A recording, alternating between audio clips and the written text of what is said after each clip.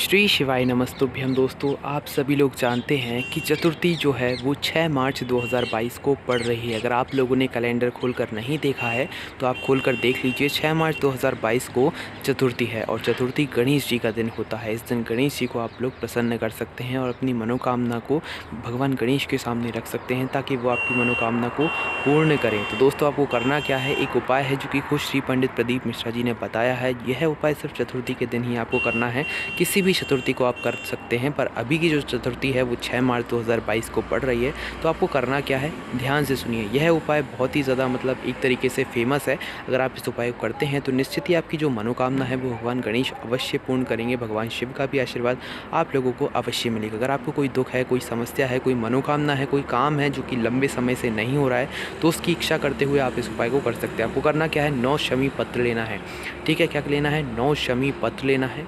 9 शमी पत्र लेने के बाद आपको चतुर्थी के दिन किसी भी समय, सुबह या प्रातःकाल, जो है प्रदोष का समय जो होता है भगवान शिव का प्रिय समय, उस समय आपको शिव जी के मंदिर में जाना है। शिवलिंग के सामने 9 शमी पत्र, एक आटे का दिया, घी उसमें डालकर ले जाना है, आपको वहाँ पर जलाना है। ठीक है, एक आटे का दिया और 9 शमी पत्र आपको तैयार करके ले जाना है। बस इतना सा काम है और कुछ भी यहाँ पर नहीं करना है। अब इस उपाय को आप लोग ध्यान से समझिए और सुनिए। आपको क्या करना है, भगवान शिव जी के मंदिर में जाना है 9 शमी पत्र और एक दिया लेकर। ठीक है, आटे का हो या मिट्टी का हो, नया होना चाहिए, बस इस बात का ध्यान रखिएगा। ठीक है, और घी का दीपक जलाना है, गोल बाती का। भगवान शिव के सामने गोल बाती का दीपक जलाया जाता है।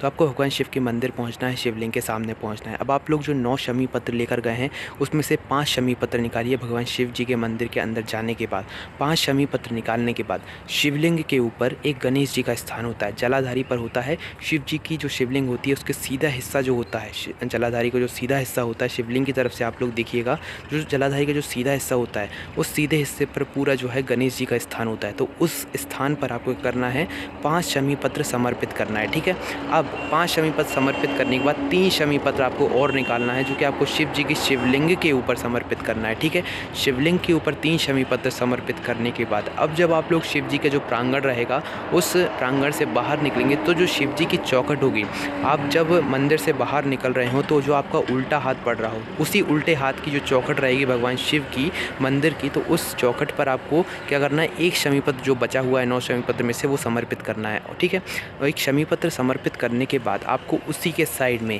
एक क्या करना है, घी का दीपक जला देना है। कौन सा घी का दीपक, जो कि आप आटे का बनाकर ले गए हैं या मिट्टी का ले गए हैं। ठीक है, नया होना चाहिए, बस इस बात का ध्यान रखिएगा।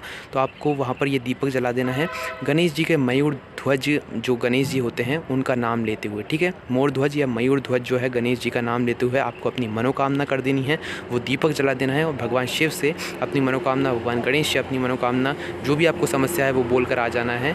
निश्चित ही अगर आप इस उपाय को पूरे मन, पूरे भाव, पूरी श्रद्धा से करते हैं तो आपकी वह मनोकामना, वह समस्या, वह दुख अवश्य ही दूर हो जाएगा। आपकी मनोकामना भगवान गणेश, भगवान शिव अवश्य पूर्ण करेंगे। तो करके ज़रूर देखिए। और जो भी महिलाएं इस दिन का व्रत करती हैं वो अवश्य करें, क्योंकि इस दिन के व्रत करने से आपकी जो भी संतानें होती हैं वो कभी भी गलत राह पर नहीं जाती हैं। उनकी जो भी भविष्य होता है वो हमेशा अच्छा होता है, उन पर कभी भी कोई दुख समस्या नहीं आती। कोई भी समस्या कमेंट करके पूछ सकते हैं। ओम नमः शिवाय, जय भोले, श्री शिवाय नमस्तुभ्यम।